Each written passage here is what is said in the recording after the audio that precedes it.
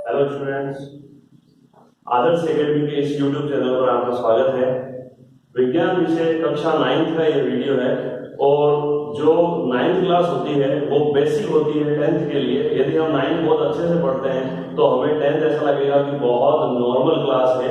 ऐसा कुछ नहीं है कि बोर्ड के अंदर हमें बहुत बड़ा सिलेबस पढ़ना पड़ता है, लेकिन किसी भी मकान को बनाने के लिए हमेशा उसकी नींव बहुत स्ट्रांग होती है। तो वैसे ही 9th क्लास जो है वो आगे आने वाली सभी क्लासों के लिए नींव का कार्य करती है, क्योंकि अभी तक 8th में आपने जो पढ़ा बहुत जनरल सी चीजें थी, बहुत छोटे छोटे कॉन्सेप्ट थे, लेकिन अब जो हम पढ़ेंगे वो बहुत बड़े कॉन्सेप्ट होंगे, बहुत अच्छे लेवल की चीजें होंगी। तो आप इसको शुरुआत से ही 9th को बड़े अच्छे से पढ़ें, ध्यान दीजिए।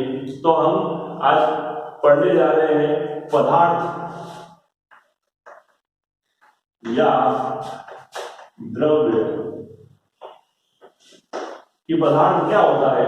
यदि हम अपने आसपास नजर दौड़ाएंगे तो हम देखेंगे कि ये बोर्ड, कुर्सियां, टेबल, पंखा, मेरे हाथ में जो चौक है, इवन हम बोल सकते हैं जो जानवर है, जो इंसान है, उन सभी को पदार्थ बोला जाता है।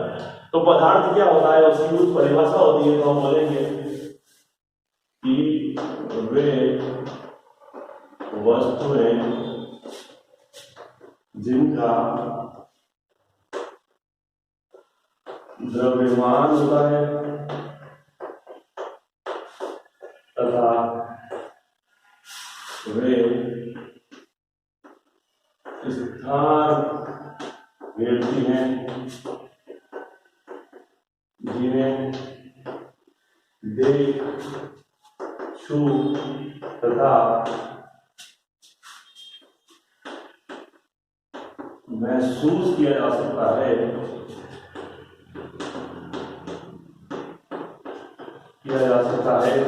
क्या कहलाता है? पदार्थ कहलाते हैं। पदार्थ को द्रव्य भी कहा जाता है, इंग्लिश में मैटर बोला जाता है। तो हमने बोला कि वह वस्तु है जिनका द्रव्यमान होता है। यदि आप किसी भी चीज को उठाएंगे, छोटे से चौक के टुकड़े को उठाएंगे तो उसका कुछ वजन होगा। टेबल कुर्सी को उठाया तो उसका भी कुछ द्रव्यमान होता है, 1 किलो, 5 किलो, 100 किलो, वो कितना भी हो सकता है। यदि हम बोले कि वह स्थान घेरती है, यदि आपने इस चौक के टुकड़े को मेरी हथेली पर रखा तो उसने हथेली पर इतना स्थान घेरा। यदि डस्टर को रखा जाएगा तो और ज्यादा स्थान घेरेगा। मतलब वस्तु ने स्थान घेरा। क्या हम उसे देख सकते हैं, छू सकते हैं, महसूस कर सकते हैं? बिल्कुल कर सकते हैं। तो वह क्या कहलाएगा? हमारे लिए पदार्थ होगा। यदि हम बोले उदाहरण अनंत है, इसके उदाहरण आप कुछ भी बोल सकते हैं। कुर्सी, अपना बोर्ड, जानवर, पर्दे, दीवार आदि कुछ भी बोल सकते हैं, सभी पदार्थ में आते हैं। तो अब पदार्थ की कुछ विशेषताएं होंगी। हम बोले कि सर ये द्रव्यमान घेर रहा है, स्थान भी घेरता है, द्रव्यमान होता है, स्थान घेरता है, देख रहे हैं, छू रहे हैं, महसूस कर रहे हैं। तो इनके कुछ गुण हो सकते हैं जिससे हम इनको पहचान पाए। इन पदार्थों को यदि हम देखें तो हमको कुछ विशेष नजर आएगा। यदि आप चौक के टुकड़े को देखेंगे तो आपको पता चलेगा कि छोटे छोटे कण, अगर आप हथेली में देखेंगे तो उसके छोटे छोटे कण जो है हमारे हथेली को छूते हैं, स्पर्श करते हैं। तो हम बोल सकते हैं कि जितने भी जो पदार्थ होते हैं, सभी पदार्थ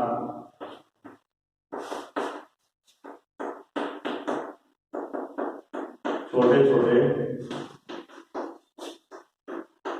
कणों से मिलकर बने होते हैं।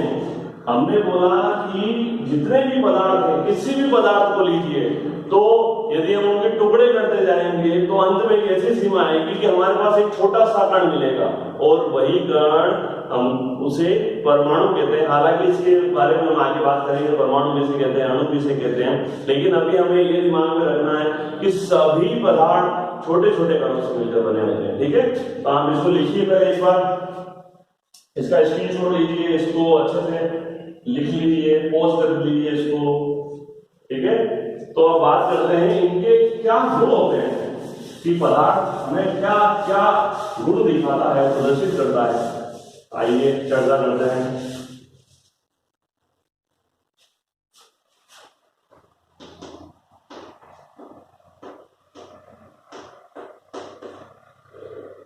पदार्थ के गुणधर्म। सबसे पहले हम बोलेंगे कि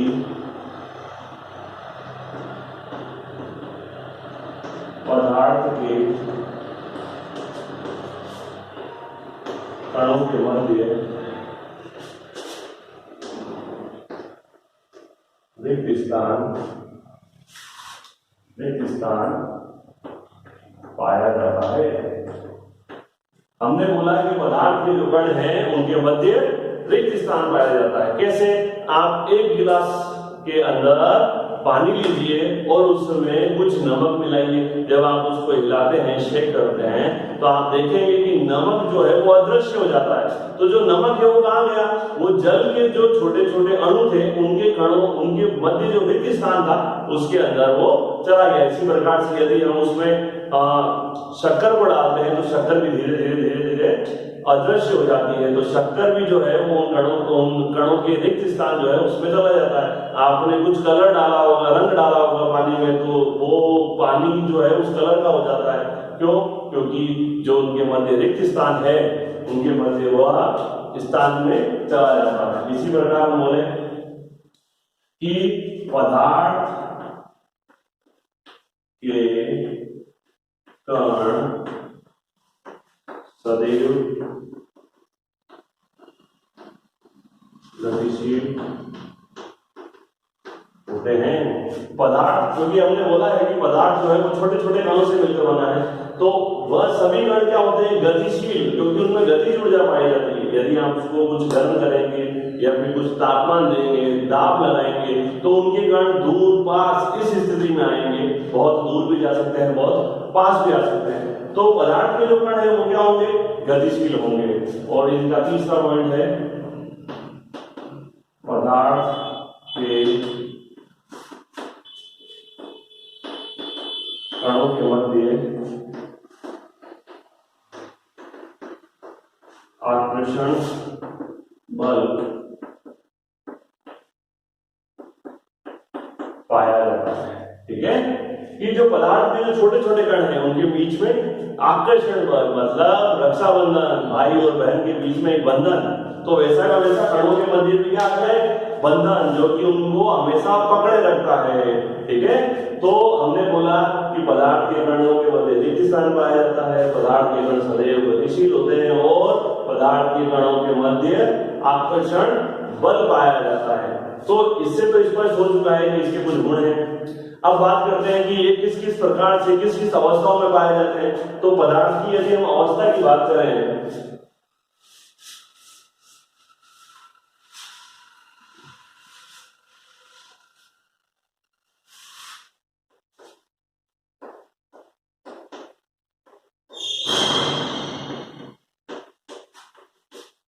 पदार्थ की अवस्थाएं, तो मोटे मोटे तौर पर एक होती है ठोस, एक होता है द्रव और एक होता है गैस।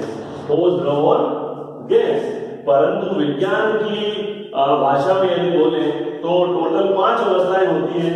जो चौथी अवस्था है वह है क्या? प्लाज्मा। क्या है? प्लाज्मा। और 5वीं जो अवस्था है वह है BEC। BEC का पूरा नाम एग्जाम में पूछा गया है, बॉस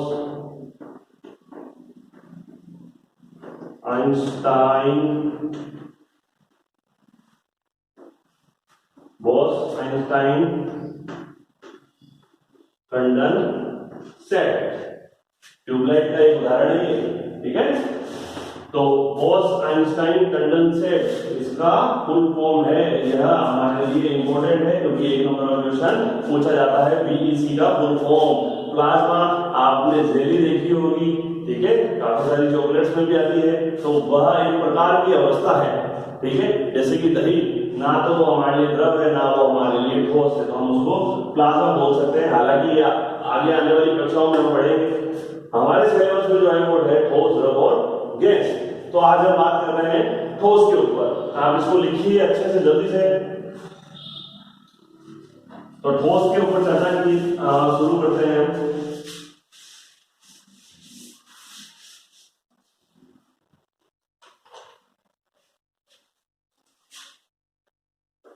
हेडिंग डालिए आप ठोस। पॉइंट नंबर 1 की बात करते हैं इसके कि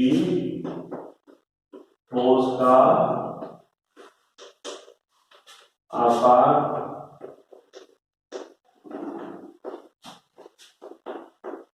निश्चित होता है। यदि आप देखेंगे कि ठोस जैसे कि चौक का टुकड़ा है, इसका आकार यदि आप देखेंगे निश्चित है। बोर्ड या फिर इस बोर्ड को देखिए, दीवारों को देखिए, घर को देखिए, आपको दिखेगा ये स्पष्ट, इनकी सतह जो है स्पष्ट नजर आती है। ठीक है, तो इसी प्रकार से हम बोलेंगे कि ठोस का आयतन भी निश्चित होता है। आप ठोस को किसी भी पात्र में रखिए, किसी भी जगह पर रखिए, उतना ही आयतन घेरेगा जितना दूसरे उस स्थान पर घेरेगा। तो हम बोल सकते हैं कि ठोस का आकार और आयतन दोनों ही निश्चित होते हैं। इसी प्रकार से हम बोल सकते हैं कि ठोस का घनत्व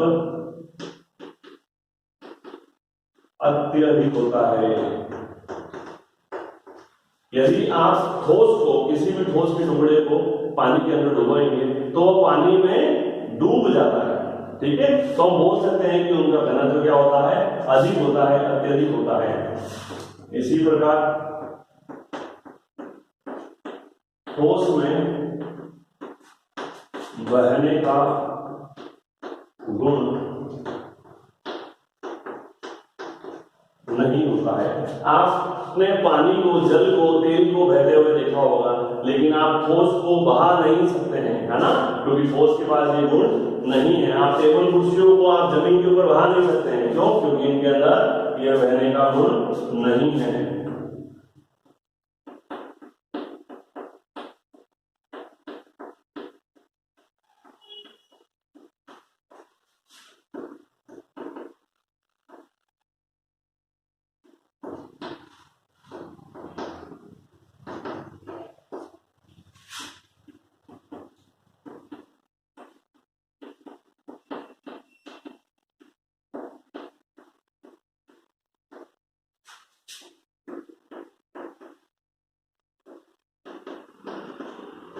अगला पॉइंट है कि ठोसों में संपीड़ितता, मतलब ठोसों को आप दबा नहीं सकते, वह अत्यधिक दृढ़ होते हैं, कठोर होते हैं। यदि हम उनको बहुत ज्यादा क्या करेंगे, दबाव डालेंगे तो वह टूट जाएंगे, बिखर जाएंगे। सही है, ठीक है। तो इस प्रकार से कुछ पॉइंट्स हमारे सामने आ चुके हैं। एक पॉइंट और बोल सकते हैं,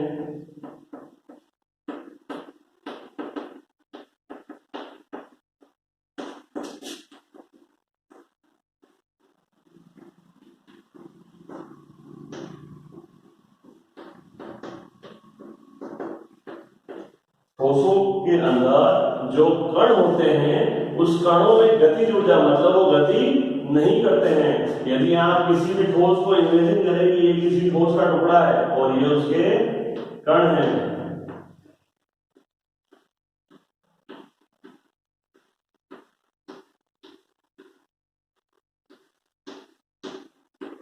अगर ये हमारे पास ठोस है तो इसके कण बहुत पास पास में है। ठीक है, यह आपस में गति नहीं कर सकते। और इस चित्र को आप, इस डायग्राम को बाद में बनाइएगा। पॉइंट नंबर 7 में लिख देते हैं कि ठोस के कणों के मध्य प्रबल आकर्षण बल पाया जाता है।